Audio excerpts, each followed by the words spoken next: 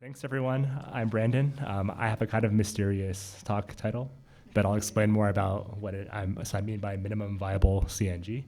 Because I think a lot of the talks haven't really defined what CNG is, even though it's the name of the conference. But my take on cloud-native geo is maps and geospatial as a primitive on the web. And I'll explain what I mean by that more. A little bit about what Protomaps is. It is a project and a bootstrap company I started a few years ago. What it really is for this audience is it is a cloud-native ecosystem for creating and publishing web maps. And why do we care about web maps? Well, there's something to look at, and that is actually really important for a lot of businesses. If you want to share your analysis or share a raster, vector imagery, or even just show dots on a map, like you're trying to sell houses, you kind of need to have web maps. And they're essential for visualization, for communicating with stakeholders, for communicating with the public if there's a disaster, for example, like wildfires or earthquakes. And why would you want to use a cloud-native solution here? There's a lot of reasons. For example, cost is one, flexibility, longevity. We'll get more into certain examples of why people care about this later. But what Protomaps is an ecosystem. It revolves around an open format in the public domain called PMTiles, as well as tooling around that, and finally a data product based on OpenStreetMap. And like I said, it's open source, it's free software, it's available for the low price of $0. So that's something important, which is this isn't really an ad for Protomaps because it's free, so you can go use this. And if you don't like it, then you can use something else. Anyways, about me, I've been developing cartographic tools and tooling around OpenStreetMap for 13 years now. I started this project in 2019, and I created a company around it to sustain the project, supported by grants, supported by development contracts to do open source for companies, including Radiant Earth, so thanks for that. So my sort of take on this track of on-ramp to CNG is that for a cloud-native geo to have maximum impact, it needs to lower the barrier to entry as much as possible. That means, in my opinion, just having data sets on like S3 and reading them in the browser. Like that is the simplest possible minimum viable implementation of cloud-native geo. And sort of extending on that, who is the target audience for CNG? And for a lot of the people at this conference, it is people that are already geo folks, people that are experts on, people that know what GDAL is. But I think it could really be so much larger. Really, the target audience, in my mind, for cloud-native geo is basically any developer, any front-end developer who wants to put a map or geospatial data online. If they know how to use JavaScript, if they know how to use like Leaflet, MapLibre, if they know how to use JSON or S3. Teams that want more independence and better economics than a SaaS platform, for example, can take advantage of cloud-native geo. And most importantly, developers that are not necessarily an expert on cloud computing. So they might be familiar with TypeScript and putting static sites online, but they aren't necessarily going to know how to use Kubernetes or how to use Docker or how to run Linux servers. And I think that is a large audience. Like if you look at companies like Vercel, like they really target this audience that is much wider than just people who are like DevOps experts. So that's really this is the target audience for Protomaps. And it's all based around object storage. If you listened to Jed's lightning talk last night, object storage is the key commodity in the ecosystem. Everyone, even front-end developers who do not know how to run a server, they know how to use S3. And more importantly, it's vendor neutral and portable. So if you build something on S3 and for some reason you can't use it anymore, then you can move to Azure, you can move to Scaleway, you can move to something else. So object storage is the key tech that makes this all possible. But geo as a primitive on the web, the idea is that things like JSON files, CSV, are just things you can put on object storage. And this is true of things like music and video too. So I have this exercise I do in my talks, which is sort of to raise your hand if you know how to put HTML on the web. A lot of people, like if you want to host an HTML page, keep your hand up. How about CSS, JSON files, Markdown files? You can publish those. MP3 audio to listen to music, video. You can publish all those things. How about a Postgres database? Are you comfortable putting that online? So raise your hand. Okay. How about CMS, like WordPress? How about a dynamic stack API? How about an Elasticsearch instance? Okay. And how about web maps? All right, some of you, maybe you've listened to my talk already. But the entire point of Protomaps is to move web maps from the right column to the left column, okay? So it should make maps and geospatial as easy as all these other primitives on the web on the left. So I'm gonna have some examples of organizations that are using Protomaps or PMTiles already. One of the big use cases is actually in newsrooms. So NPR has a great interactive on USDA gardening zones that's built using Protomaps. They serve these PMTiles for the overlay data, these zones from S3, as well as use a base map. The New York Times, if you listen to Tim's talk last night as well, for some of their weather interactives, those are stored as PMTiles. You can kind of find it out because I usually, like when I see a map on the web, I like open my console and see like what requests it's making. So I can kind of like figure out like, oh, they're storing these polygons as just PMTiles served from like CloudFront. I found this cool application by, I believe, a small shop in Canada to do wildfire data and visualize this over time. And what they do is they add a temporal dimension in the vector attributes. So you can do things like scrub and see wildfires over time. The Overture Maps Foundation, the Explore site is powered by an entire set of large PMTiles archives. So Overture, their model is to distribute just pure data like as GeoParquet. But in order to, for people to on-ramp onto Overture, they kind of want to see something like a web map they can interact with. And that's really the point of the Explore site. And that's powered purely through an S3 bucket. So there's no dynamic API that they run in order to make this happen. So finally, Source Cooperative itself has first-class support for PMTiles archives. So if you upload a PMTiles archive into a Source Cooperative bucket, then you will get a kind of bare bones preview of it on the site itself. So that's exactly the kind of use case that I want to enable with Geo as a primitive on the web.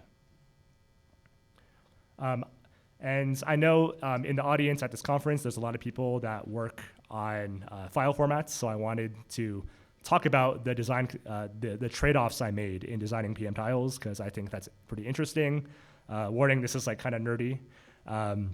So the goals is really this minimum viable idea of reading data sets directly in the browser. And that involves trade-offs because things like latency or how much data you're transferring are going to be affected by where the data lives.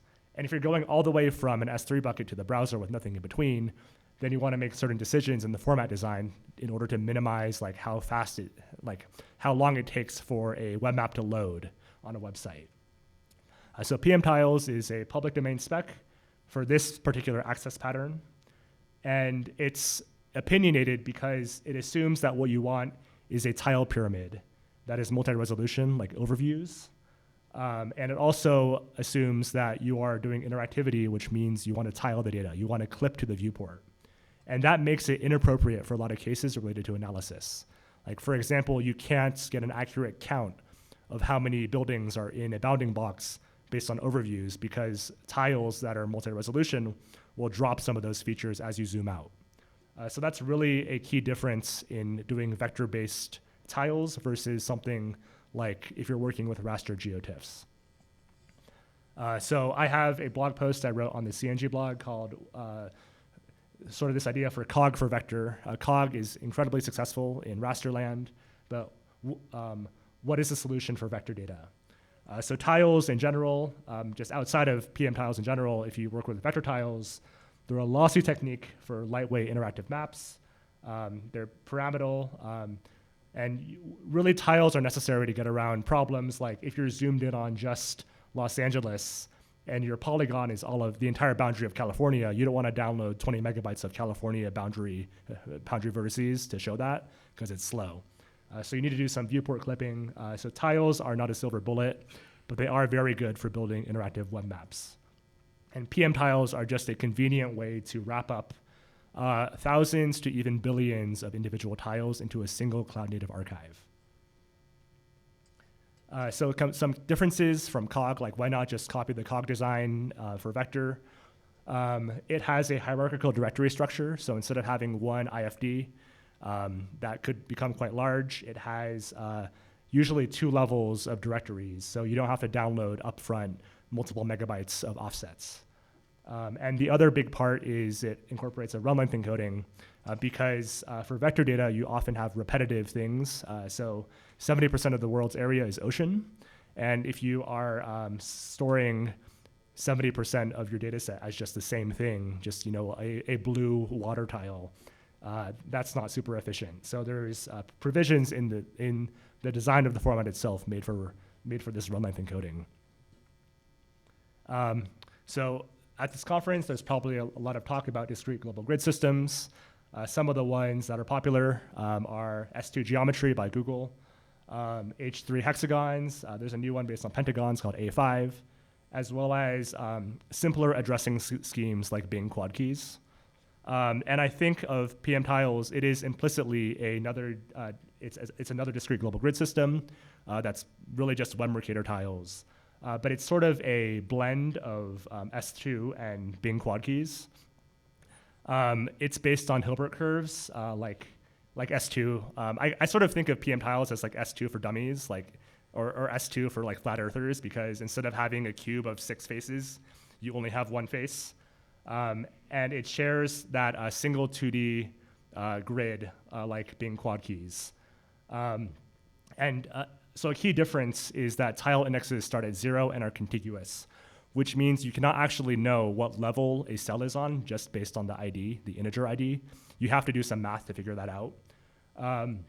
But the important part is you can store with this contiguous,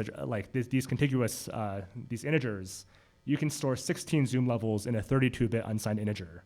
And very importantly, you can also just use plain JavaScript numbers. You don't need to use 64-bit big nums, and that's really important for having a efficient and compact JavaScript reader. And another important thing is there's a lot of conversation about block size and what is the optimal block size in, for example, GeoParquet to do an operation. One unique property of a space filling curve is you actually don't need to decide what size your blocks are until you read, because every individual fractal edge inside the Hilbert curve is itself a block. So your writer does not need to be opinionated about how big a block is. You can let the reader decide that.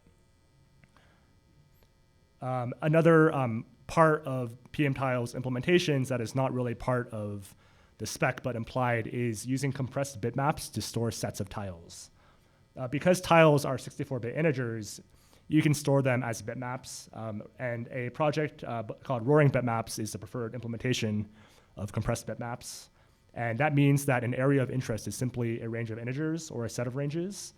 And this really means that you can store very large tile sets or sets of integers of like over 100 million tiles in like less than 10 megabytes. So some comparisons I ran, I have a blog post about this, which are if you want to cover the entire continent of South America at these zoom levels, well, you can see if you use like a normal hash map data structure, just storing a like kind of an array of integer IDs. Once you get to about zoom 16 or 17, that's going to cost you like 13 gigs of RAM. But with compressed bitmaps, it'll be stored in about 5 megabytes. So really, anything that uses PMTiles that's going to work on a large data set should use compressed bitmaps in order to store a set of a covering set of tiles. Another part of the PMTiles design is the idea of well-ordered archives or clustering. This is optional, but it does reduce the size of those directories like IFDs and COG by about 2/3 or like 75%.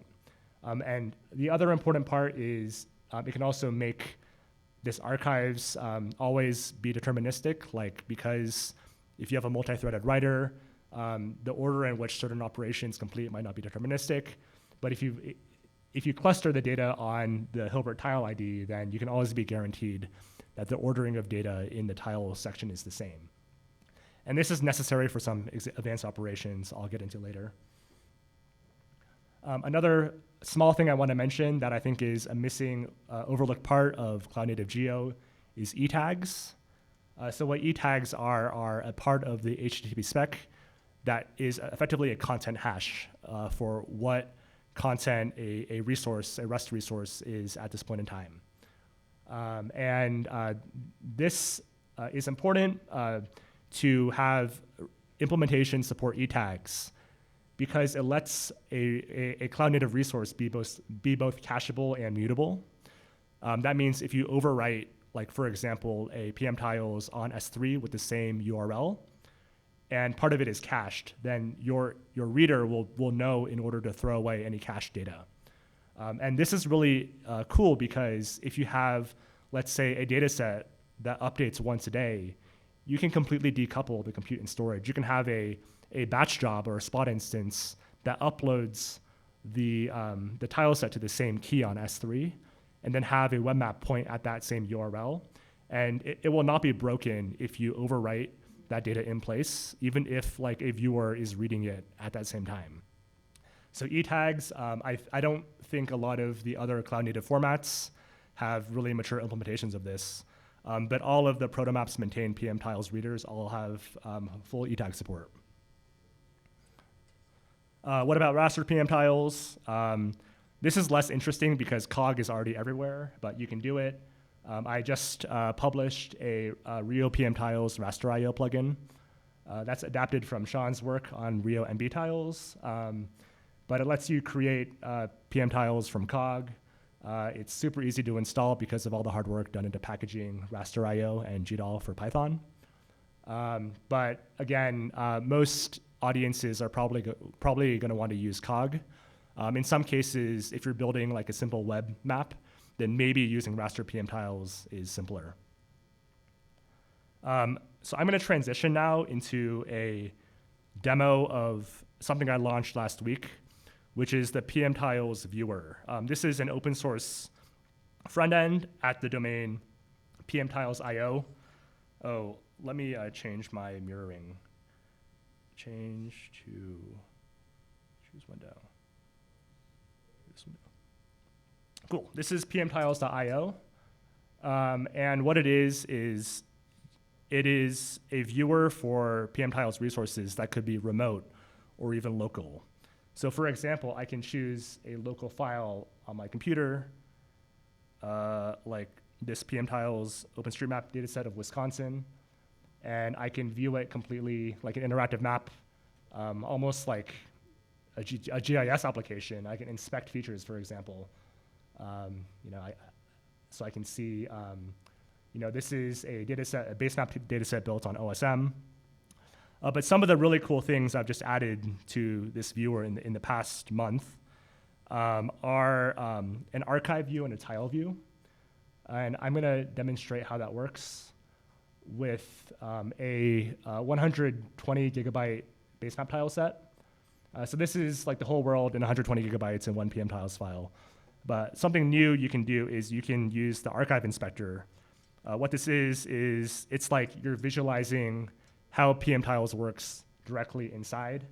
So this table is all of the offsets and ranges. And then that hierarchical directory structure is reflected here to where if you click, for example, one of these leaf directories, then you will see on this map all of the tiles that are addressed there. And you can also zoom in and see how run lengths are encoded. So anything that's sort of this gray Hilbert curve is repetitive data. And you can even do things like, I can click down into what is exactly this tile. That will take me to the new tile view. And then I can sort of inspect a single tile in isolation. This is really good for debugging problems. And I can also sort of navigate around. Instead of like a Slippy map, I can navigate like, what's the parent tile? What is the child tile here? Who are the neighbors? I can move, east, west, south. So anyways, that's an example of a vector data set.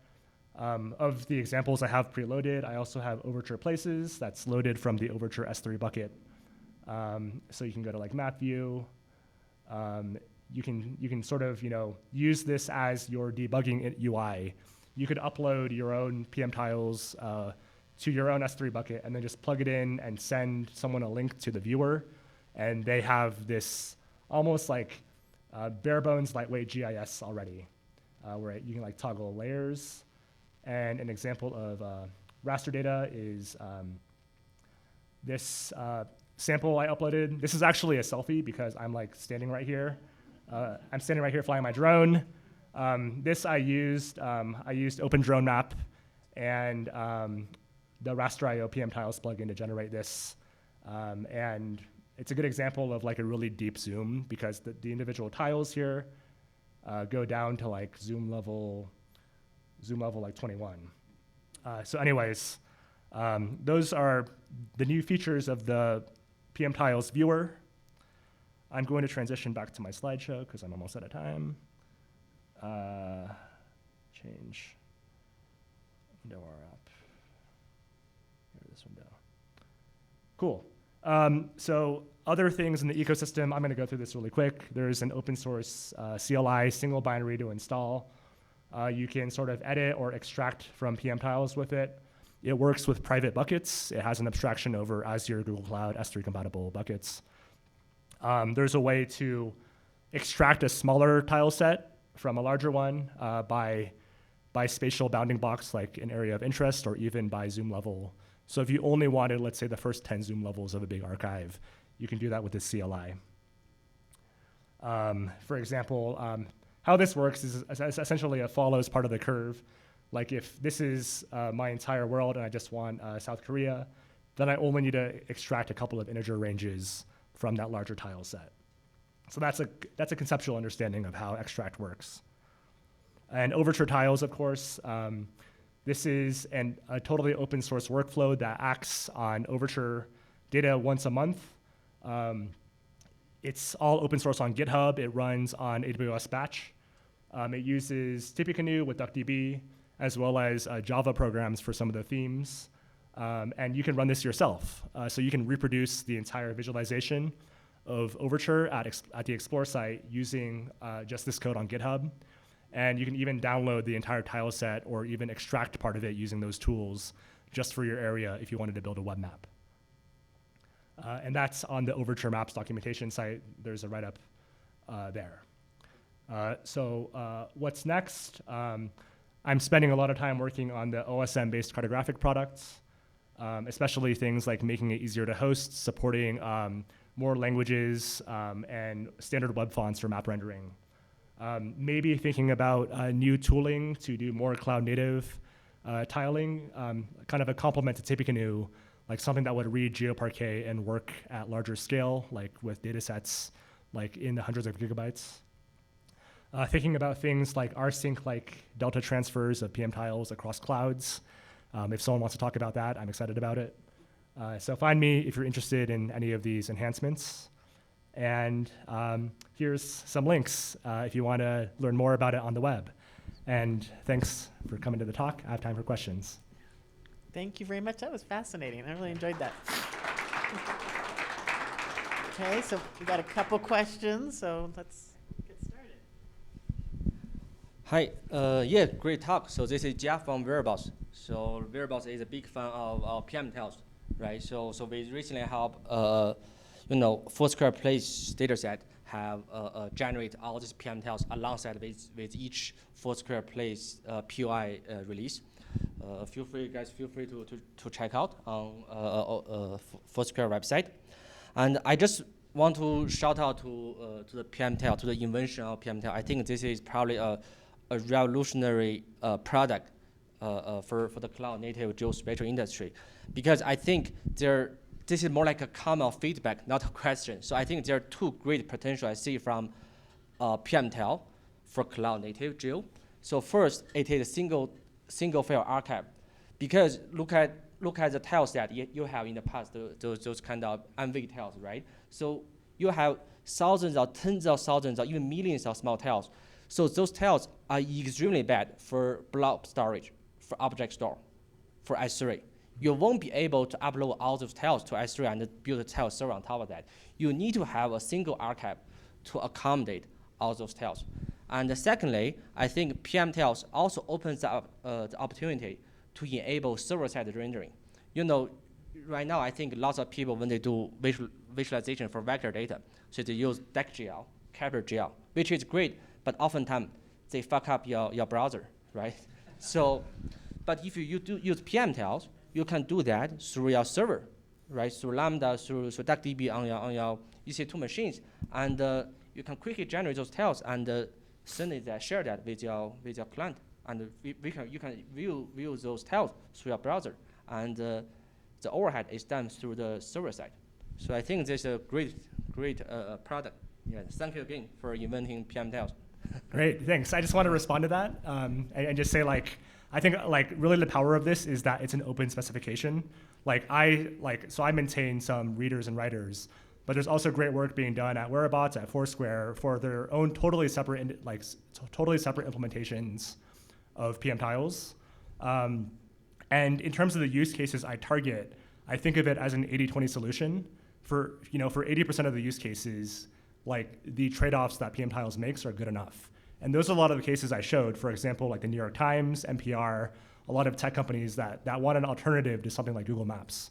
But I think, the power of having an open spec is that those more advanced use cases you talked about, like server-side rendering, are, so you don't need to go buy a license in order to use this technology. And I'm really happy to see other derivative file formats.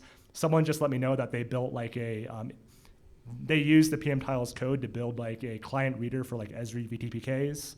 So just things like that are super exciting. Yeah. Yeah, thank you. Yeah, thank you. And next question, but a quick comment is like I've been in GIS since the 80s.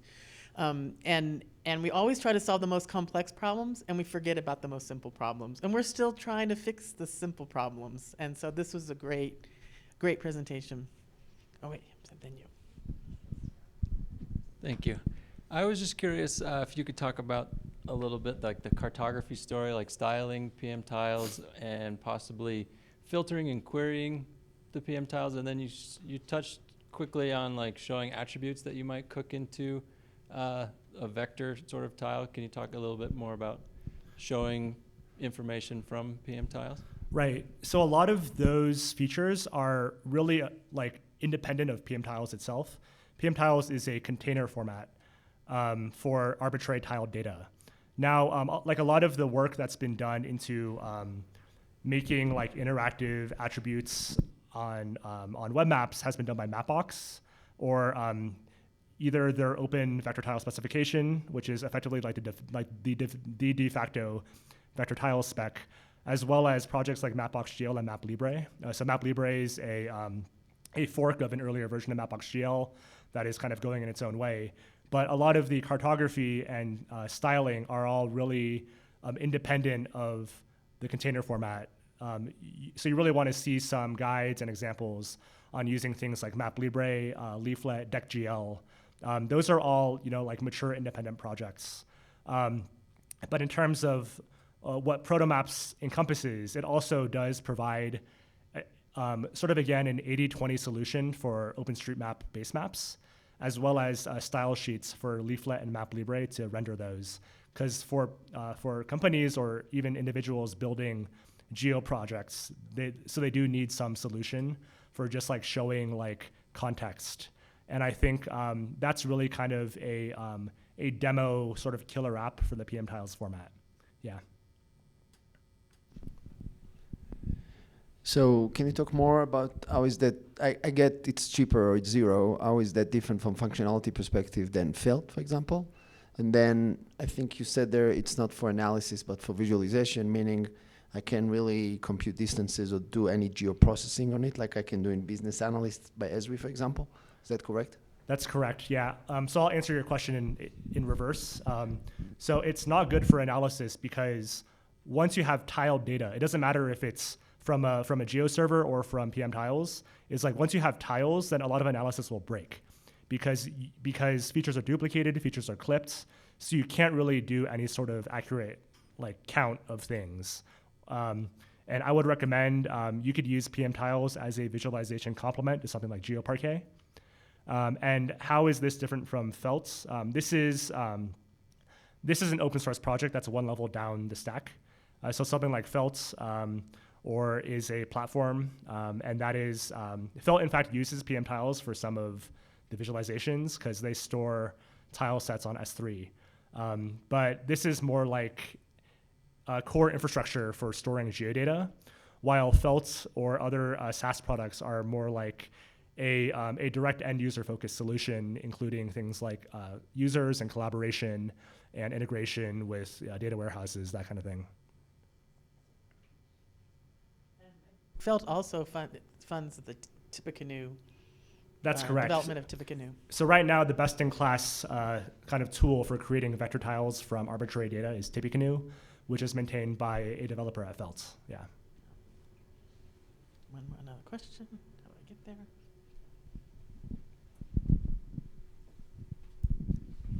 Thanks so much. Very, very interesting. Yeah, I'm pretty out of my depth when it comes to like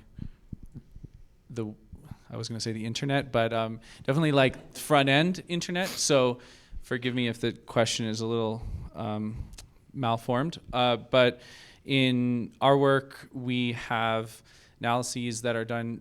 Users are developing analyses based on like, let's just say maybe GeoParquet data in a Python context.